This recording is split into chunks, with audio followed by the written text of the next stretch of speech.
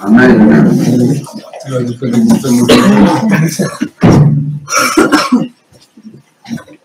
Le dimanche après la théophanie, en fait, c'est le dimanche qui est dans le temps de la théophanie. Donc l'expression après la théophanie n'est pas parfaite, parce que en fait, le temps de la théophanie n'est pas terminé. Il termine, se clôt lundi ou mardi, je crois. Et donc aujourd'hui, on est en fait dans le temps de la théophanie, et non pas après la théophanie, c'est-à-dire qu'on est dans cette période 8 jours à peu près, et pendant lesquels tout ce qui est dit, tout ce qui est chanté, tout ce qui est fait se rapporte au fait que le Christ se manifeste comme Dieu dans le contexte de l'époque, hein, mais il se manifeste comme Dieu aussi pour nous, et que c'est cette révélation du Christ dans sa divinité parfaite, de son humanité parfaite, qui est le plus important pour nous, et c'est ça que nous avons à intégrer, à assimiler, à assimiler et à transmettre comme cette eau justement qui se transmet partout et qui se répand partout dans les maisons et dans le monde. C'est ça, c'est cette révélation du Christ, de l'identité véritable du Christ en fait, l'identité véritable de celui qui est lié avec lui-même, celui qu'on a les mages vont adorer, etc. Tout ce que nous avons entendu, mais son identité véritable, c'est d'être le Fils de Dieu. Et c'est cette identité de Christ donc que nous assimilons, dont nous parlons à nos enfants, dont nous parlons autour de nous, et que nous répandons autour de nous. Parce que si le Christ n'est pas le Fils de Dieu, s'il n'est pas Dieu, rien de ce qu'on fait dans l'Église n'a d'intérêt. Ça veut dire qu'en fait, c'est un monde purement humain, purement moralisant, purement en manque de valeur, tout ce qu'on veut, mais qui n'a absolument aucune puissance par rapport à la mort et par rapport au monde qui vient. Donc, c'est une première chose. Alors, effectivement, pour cette raison-là, vous avez au fond de l'église, nous avons conservé le grand bassin dans lequel se trouve l'eau qui a été consacrée dimanche dernier. Et donc, avant de partir, ceux qui n'ont pas pu prendre de l'eau sainte peuvent évidemment en prendre avec les récipients que vous avez. Et donc, jusqu'à... Oui, là, c'est un peu la dernière fois. Si vous voulez prendre de l'eau, c'est aujourd'hui, donc, en partant tout à l'heure. Je vais donc prendre cette eau pour la porter chez vous.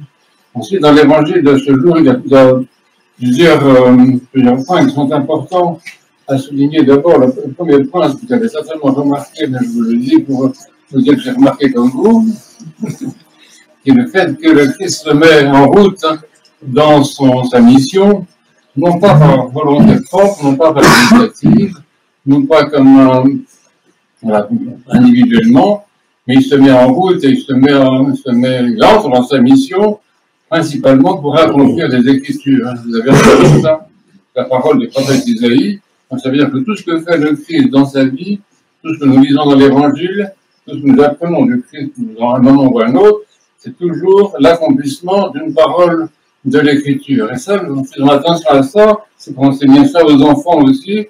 Quand nous parlons du Christ, il dit toujours, tu vois, ce qu'il fait là, c'était dans l'Écriture, c'était déjà annoncé. C'est-à-dire que lui-même l'avait déjà annoncé par les prophètes. Parce que celui qui entre dans sa mission aujourd'hui, c'est le même que celui qui a parlé à Moïse, qui a parlé à Abraham, qui a parlé à travers les prophètes. Donc il est cohérent avec lui-même. La parole de Dieu faite homme est cohérente avec elle-même. Le Verbe est cohérent avec lui-même. Et il accomplit donc, il fait ce qu'il a dit qui arriverait. Donc ça, c'est ça qui est passionnant, si je peux dire, dans le comportement du Christ, c'est qu'en fait tout ce qui a été dit, tout ce qui a été annoncé, tout ce qui a été promis, et tout ça c'est réalisé par lui. Donc ça, c'est vraiment à retenir. Ensuite, il y a un autre point qui est à retenir, qui est très important, c'est la parole de la fin de l'Évangile que vous avez entendue. Le Christ dit, convertissez-vous, car le royaume des cieux est tout proche. Moi, c'est une des paroles les plus optimistes, les plus courageuses, les plus positives qu'on puisse entendre.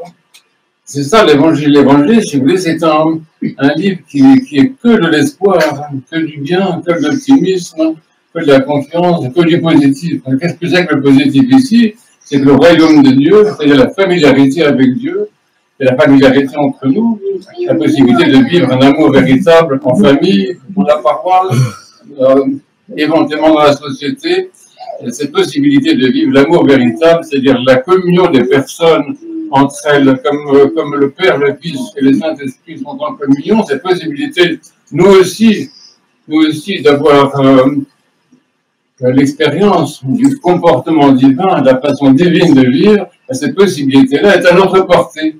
C'est à notre portée. Ça, c'est quelque chose qui est très important. Le Christ affirme aujourd'hui que nous pouvons, dès cette vie, connaître le royaume, savoir ce que c'est que l'amour de Dieu et savoir ce que c'est que l'amour les uns pour les autres. C'est vraiment extrêmement important. Et c'est à cause de ça, pas à cause de ça, parce qu'il annonce ça, parce que cette proximité du royaume de Dieu, qu'il indique tout de suite lui-même des raisons pour lesquelles nous ne connaissons pas. Et ce n'est pas la faute de Dieu s'il y a de la guerre dans le monde. Ce n'est pas la faute de Dieu, c'est des divisions dans nos familles. Ce n'est pas la faute de Dieu, c'est des divisions dans nos paroles, quelquefois. Ce n'est pas la faute de Dieu. Et c'est le problème que nous avons besoin de nous convertir pour avoir accès à ce que Dieu nous a donné. Parce que Dieu nous a déjà donné la vie, il nous a déjà donné la sagesse, il nous a déjà donné la paix, il nous a déjà donné l'amour véritable, il nous a tout donné. Tout est à notre portée, tout est accessible à nous. Et le problème, c'est que de l'autre côté, il y a quelque chose à changer chez nous. Et quand il dit convertissez-vous, c'est changer quelque chose dans votre mentalité. Alors ça, c'est très important, parce que ça veut dire qu'en fait, le Christ nous dit exactement, là aussi de manière très positive, très optimiste, que ça dépend de nous. Le monde n'est pas gouverné par la fatalité, n'est pas gouverné par le hasard, n'est pas gouverné uniquement par les événements économiques ou politiques, mais il dépend de l'être humain qui est un petit peu intelligent, qui a un peu entendu la parole de Dieu. Il dépend de l'être humain de faire ce qu'il faut pour que ce royaume soit effectivement accessible et en jouir. Donc oui, c'est très important. Dieu nous dit lui-même, ça dépend de vous. Ça dépend de vous. Qu'est-ce qui dépend de vous? C'est de changer. Et chacun d'entre nous dit, mais qu'est-ce que je vais pouvoir changer dans ma vie? Qu'est-ce que je peux changer? Il ne s'agit pas ici de comportement d'ailleurs, puisque le mot qui est employé dans tel que l'évangile concerne essentiellement le changement de mentalité. C'est assez mal traduit à droite et à gauche. En fait, la conversion ici, c'est le changement des pensées. Le changement des pensées. Avant même le changement des actes, avant même le changement des paroles, avant tous les autres changements qui sont bien utiles et bien attendus. La première chose dans notre vie, dans ma vie, pour parler que de moi, c'est de changer mes pensées. Les pensées qui sont dans ma vie et qui guident mon comportement, les pensées qui sont dans ma vie, qui inspirent mes paroles, les pensées qui sont en moi et qui inspirent mon comportement. Ce sont ces pensées-là que je dois repérer. Qu'est-ce que je peux changer dans mes pensées? Quelles pensées est-ce que je peux changer? La conversion, c'est ça. C'est la conversion des pensées, le retournement des pensées pour passer de pensées qui sont des pensées de mort à des pensées de vie. C'est quand même assez simple. L'évangile, vous savez, c'est archi simple. C'est pas l'évangile le problème, c'est nous qui compliquons beaucoup les choses. C'est extrêmement simple. Passer de pensées de mort à des pensées de vie. Qu'est-ce que c'est qu'une pensée de mort? Mais c'est juger tout le monde, par exemple. Juger tout le monde, faire le procès du monde, faire le procès de ceux qui nous gouvernent, faire le procès de nos frères, faire le procès de nos évêques, faire le procès de nos frères, faire le procès de nos voisins, le procès de nos enfants, etc. Ça sont des pensées de mort. Nous tuons autour de nous beaucoup de personnes parce que les pensées de mort que nous avons sont des pensées qui sont mortifères, qui font du mal, qui détruisent. On fait du mal par des pensées qui sont des pensées méchantes, des pensées de jugement, des pensées négatives. On fait du mal avec ça, on tue avec des pensées, on tue à petit feu. Et c'est très important, c'est imaginer que tous les chrétiens sur terre comprennent l'évangile de ce jour, le monde ne serait pas ce qu'il est. Le monde ne serait pas ce qu'il est. Donc, oui, ça c'est très très important, c'est le changement des pensées. Et pour faire bref et conclure, en quoi ça consiste dans la pratique pour nous? C'est effectivement repérer chacun d'entre nous, parce qu'en fait c'est à nous s'adresser. Cet évangile s'adresse à cette paroisse, à nous, à moi. Repérer déjà les pensées qui sont à changer. Mais honnêtement, vous voyez, poser la question, qu'est-ce que je peux? Bon, on prend 5 minutes pour repérer ça. Et une fois qu'on a repéré les pensées, il faut le vouloir aussi. Parce que certaines de ces pensées, même si elles sont mortifères, même si elles sont négatives, nous y tenons tellement, parce que ça nous fait plaisir. C'est terrible de penser ça. Nous avons du plaisir à faire du mal. Nous avons du plaisir à penser du mal des autres. C'est une chose terrible. Vous voyez. Donc il y a un renoncement déjà de ces pensées négatives que j'ai repérées. Je fais quand même le choix courageusement d'y renoncer et de les changer. Je le veux. Il faut vouloir ce que Dieu veut. Si je ne veux pas ce que Dieu veut, rien ne changera dans ma vie.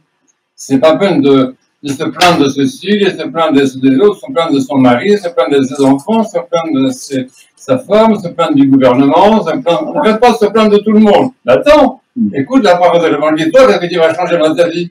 Ah, c'est autre chose, vous voyez. Et donc, cette décision-là de dire, mais effectivement, il y a ça chez moi que je peux changer, et bon, courageusement, c'est le mois de janvier 2025, je vais essayer de changer ça.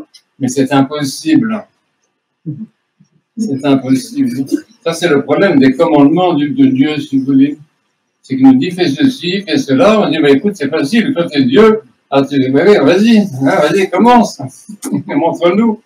C'est trop facile. Et en fait, ce qui se passe, c'est que généralement, dans tout l'évangile, chaque fois qu'il nous donne un précepte, le mot commandement n'est pas fait juste, un précepte, un enseignement, une indication, comme c'est là, convertissez-vous, chaque fois, il nous donne en même temps la grâce de le faire. Il nous donne simultanément l'Esprit Saint et de l'énergie. L'énergie pour mettre en action cette parole qu'il nous a donnée. C'est comme si vous achetez une voiture. Vous achetez une voiture, vous regardez le mode d'emploi. Vous avez le mode d'emploi, vous lisez ça, c'est très long. Je vous conseille de ne pas le lire parce qu'il est dépaqué comme ça. Et vous lisez un petit peu, qu'est-ce qu'il faut faire avec cette voiture, non? Enfin, c'est bon, on va vous dire, ah oui, il faut faire ça, il faut faire ça, il faut faire ça. Mais pourtant, vous n'avez pas mis de carburant dans votre voiture, elle ne roulera pas, mes amis, je ne vous apprends rien. Mais l'évangile, c'est la même chose. L'évangile, c'est la même chose. L'évangile, c'est le mode d'emploi de la vie. Il nous donne Dieu de manière extrêmement concrète, extrêmement claire, mais il nous donne également l'énergie, il nous donne également le carburant, il nous donne également la force pour le faire. Oui. Et ça, c'est la prière.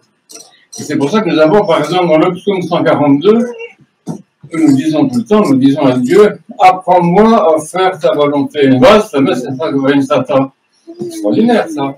Nous avons compris ce qu'est la volonté de Dieu, nous avons compris ce qu'il nous demande, nous avons compris ce qu'il nous propose, et nous lui demandons aussi la grâce de le faire. La grâce de le faire, oui. Alors ça, c'est la première chose, c'est de supplier Dieu. Nous avons la prière pour ça, nous avons beaucoup de temps pour la prière, tous les déplacements, les transports en commun, etc. C'est plein de temps pour la prière, c'est pas un problème que personne ne dise qu'il n'a pas le temps de prier, c'est pas vrai. Et nous avons tout ce temps pour justement demander à Dieu la grâce de faire sa volonté. Seigneur Jésus-Christ, notre Dieu, donne-moi de faire ta volonté. Donne-moi la grâce de faire la volonté. Par ton Saint-Esprit, aide-moi à faire ta volonté. Par ton Saint-Esprit, éclaire-moi, fortifie ma volonté, fortifie en moi l'amour pour toi et pour ta sainte volonté, etc. Il y a beaucoup de choses, c'est facile de prier quand même. J'ai parlé à Dieu, tout le monde sait parler quand même. Qu'est-ce que c'est pas parler ici? Tout le monde sait parler. Si tu sais parler, je sais prier, c'est pas un problème. Donc tu parles à Dieu, tu lui demandes ça.